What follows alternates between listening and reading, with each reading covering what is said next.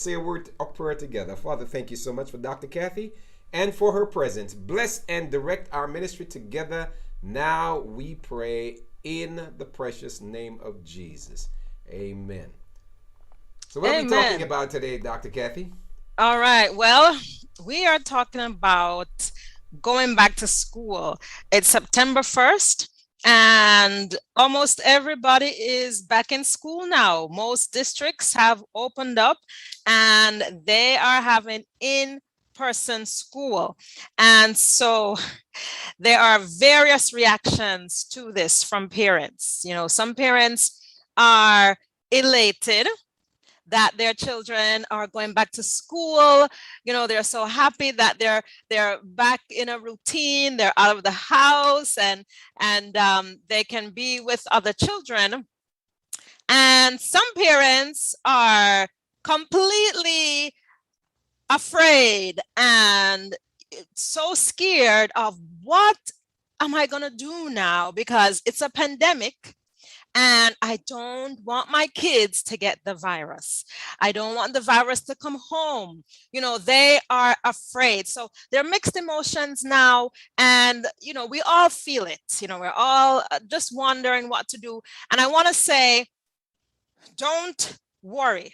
That's the first thing. We cannot worry about this. We cannot stress. I'm going to go over with you today some top tips of what you can do to keep your children healthy during this pandemic, what you can do to fight the virus as a family, and really keep yourselves healthy and strong. So don't worry, we're going to get through this together, and let's see what we can do to make ourselves better, to prepare to fight. So I'm going to go through 10 tips. I have more, but let's just try to see the top big ones. So we know that the virus can do nothing to you if it's over there and you're over here. But when it gets into your space, right, through your eyes, nose, and mouth, that's when it starts to cause all this trouble. And so it's ideal to stop it before it enters your body. So a key thing is hygiene. And as basic as it sounds, washing hands is so super important.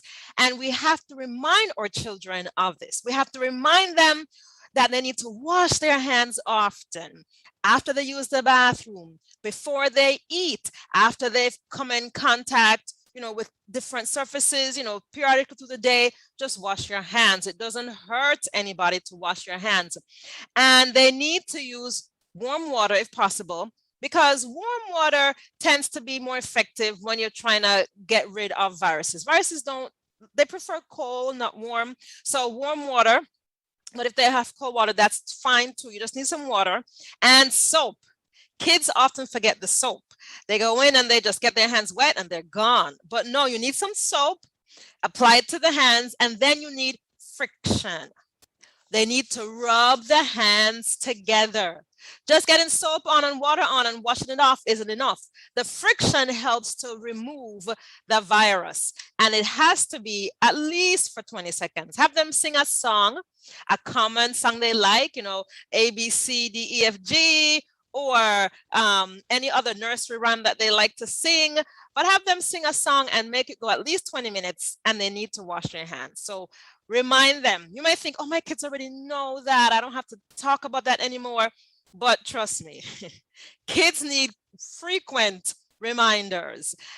Sometimes they don't remember, and they need to be trained and reminded to do those very basic things. So let's go over them with them often. A mask, they're going to be in school with so many other children, and children love to get close. They love close contact. They like to talk in each other's faces and to swap, saliva and all kinds of secretions. And so a mask can be very helpful for decreasing the spread of secretions between children. And it's mandated by the many counties. And the CDC strongly recommends that the children wear a mask while they're in school. Many schools are trying to do cohorts now of children, where they keep a small group of children together all day long, and they won't be mixing with all the children in the school for many times. So they're trying to keep children in cohorts and small groups so that they limit contact with other children throughout. So that makes sense. It's a good idea. And a mask is definitely not hurting, and it can help. What else can you do? Well, vitamin D is something that you should consider. Now, why do I say vitamin D? Vitamin D is not just a vitamin, it's a hormone that does many things in the body. One of those things is it helps the immune system to function more optimally. And we know by now that when we're talking about viruses, the key to winning is a strong immune system. And so we need to have the immune systems fortified to fight, and vitamin D helps with that. We have lots of studies that show that when individuals have adequate vitamin D levels, they can fight viruses better. Their immune system is stronger. They get over colds and flus and illnesses much faster. So it would be a good idea to consider giving vitamin D to our children on a regular basis. And the recommendations from the World Health Organization is about 800 milligrams a day, but excuse me, 800 international units a day. That's the unit for vitamin D, IU. And so, you know, that's what they recommend. But if you go to 2000, it's not going to be a bad idea. That's what we're seeing is more effective. Don't forget, though, that vitamin D is fat soluble, so you store it in your body over time. So if you overdo it, you can get into problems. So you don't want to like overdose your children or yourself. But about 2,000 units every day, especially in the wintertime, is a good way to go. I put here read labels because you want to see what is in the stuff you're giving to your children. Everything you want to read your labels. And I try not to get supplements that have a lot of dye and bizarre ingredients added, as well as sugar. They love adding sugar to kids' vitamins, and I don't buy those. So read your labels, try to find the ones that don't have dyes and sugars and crazy chemicals that you have no idea how to pronounce. Consider giving them some vitamin C. Vitamin C is an antioxidant. And what that means is it fights free radicals. What are free radicals? They are these really bad players within your body that limit how well your immune system can function. And we get free radicals from all kinds of exposures, you know, too much toxins in the air, smoke in the environment, from eating junk food, from eating fried foods. Those things all increase our free radicals. And vitamin C helps to bind those up. And as vitamin C fights those free radicals, guess what? Now the white cells can focus on the viruses that they are trying to destroy. So vitamin C is a great idea. It is water soluble, which means you're not going to store it in your body over time. So you're not going to get toxic from it. 1,000 milligrams a day is a great way to go. And don't forget, it's in a lot of food. So you can really increase these foods in your kids' diet to increase their vitamin C as well. Oranges we all think of for vitamin C, but there are lots of other foods with vitamin C, like kiwis and different type of strawberries, bell peppers. You know, those have a lot of vitamin C. And if you include those in their foods all day long, you're increasing their level of vitamin C and their fighting capacity. So really pay attention to their vitamin C intake throughout the fall and the winter months coming up when infections will abound. All right, so this is something that we don't think of much anymore. And I was saying to my kids yesterday, you know what? It's time for us to do this tip because we need to get you guys cleaned out for the new school year. I'm talking about a bowel cleanse. When we were younger, that was something that was so common for children. You know, before you go to school, your bowels are going to get cleaned out. You're going to get all kinds of different concoctions of herbs and cod liver oil and different things to clean your system out. And it had its place, and it was a great idea because When you're going back to school, you're getting exposed to more bugs anyway. The stress levels going up. We need to have our immune system at peak performance. Why is a bowel cleanse important for the immune system? Oh boy. Your gut is closely linked to your immune system. And if you have a backed up colon, trust me, your immune system is going downhill because there is such a connection there. There is communication from your bowel to the bloodstream, to the white cells. We do not want to have feces and waste in our colons that sits there for days and weeks. So it's vitally important to clean it out. And your children should be pooping once a day. Ask them, are you pooping? Did you poop today? Are you pooping every day? If they're not, we got to get on top of that because that they will have a harder time fighting bugs. What can you use for a bowel cleanse? Well, first of all, we want to keep in mind that we want to increase the fiber in their diet naturally. So we want to increase whole grains for our children to eat. We want to have them eating more vegetables and more fruits. These foods have fiber. We want to increase beans and peas in their diet, loaded with fiber. We do not want to look at things like dairy and meat because they do not have any fiber. They have zero fiber and they cause more harm than good. So increasing fiber in the diet is the first way to go. And we can try these things for a bowel cleanse just like once in a while, especially before school. So magnesium citrate is a good one. It's over the counter. You can go to any pharmacy and get this without a prescription. And they have instructions on the bottles. You can take it yourself, give it to your children. As it goes into the GI tract and into the colon, the magnesium acts as a water attractant. And so you get more water coming into the colon and then it kind of flushes everything out. And so that's a good one to try. Also Epsom salt.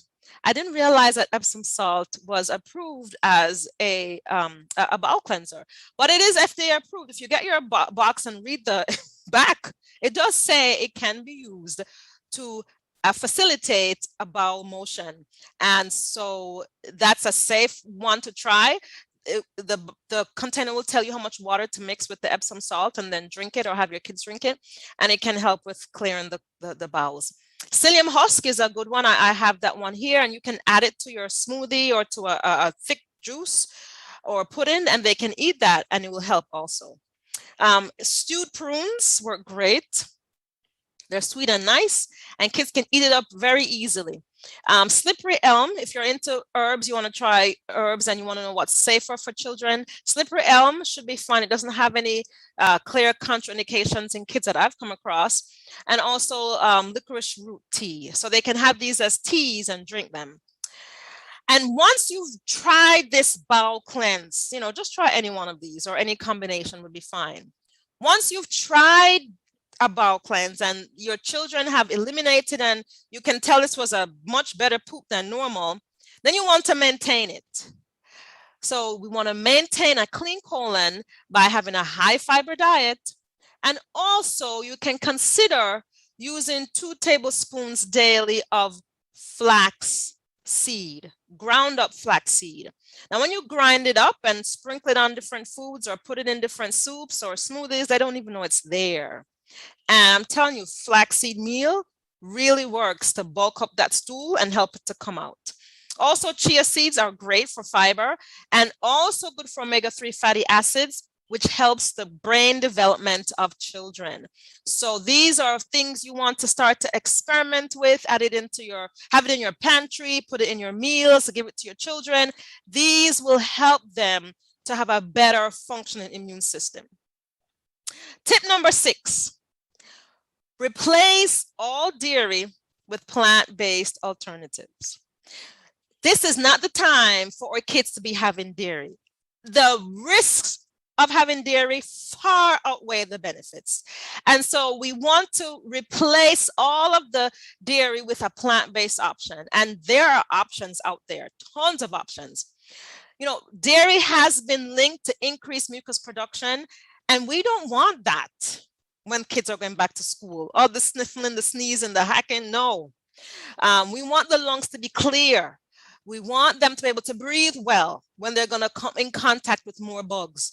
So we want them ready to fight, and we don't want dairy in their diet. You may think that they need dairy for calcium, for protein. That's been debunked a long time ago. That's like such old, unreliable news that we need to get the truth out there. They do not need dairy for calcium or protein, okay? They can get all the calcium they need with vegetables, with beans, with peas, and with a plant-based diet. So please don't lean on that crutch. Get dairy out of the house. Replace cow's milk with any nut or seed or grain milk. So you can try almond milk, soy milk, oat milk, hemp milk. I mean, they're all, rice milk, they're all types. And then the cheeses, you know, kids love cheese. We can replace that easily. They have all kinds of cheese out there that are from plants, from cashew, from sesame seeds, from rice, all kinds. And then the yogurts, the butter, the ice cream, all of those have to be swapped out. If you're really serious about getting your kids' immune system in peak condition and having them fight this virus, we need to remove those things. We can't be waiting for a vaccine for our kids and giving them food that's making them sicker. Really, please take this in serious consideration. And the next tip, before I go to the next tip here, I want to let us know that there is so much evidence that food helps our bodies fight disease. And the food we eat is important in fighting viruses. There was a study published in June in the British Medical Journal, a reputable journal that's peer-reviewed, that showed that following a plant-based diet reduces the risk of severe COVID.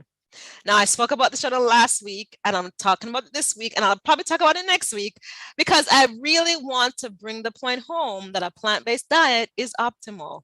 And I really want you to try it. Try it for yourself and try it for your children. It is safe, it's effective, and it's worth the effort. In this journal here, you can find it yourself online. If you just Google BMJ and plant-based diet, they found that when this study was in adults, healthcare workers who constantly get exposed to the virus, and they found that these individuals, the ones who followed a plant-based diet, they had 7 to 3% less chance of getting bad COVID-19. So they were superior to their colleagues who were eating a fast food diet, junk food diet, and even those who were eating a pescatarian diet, a diet that had a lot of fish in there. So it's good for adults and it's great for children. And it's something that is worth trying. Tip number 7, remove sodas and those sugary juices with high fructose corn syrup. Don't bring that in your house. Don't. Remove them. Don't bring them in. Tell everybody in the house that's banned because it doesn't make them well. It makes them actually quite ill when we have all that sugar. And if you notice, when you bring juice in the house, everybody just guzzles it down. It's like it's addictive. They drink it up so fast, and the sugar spike is rapid, and the immune system just tanks because of that processed sugar. I want to recommend that you consider making water the beverage of choice in your home. When folks are thirsty, if there's only water in the house, they will drink it. And so you want to kind of encourage that, foster that. Start with yourself. Start drinking a lot more water and encourage it in your children.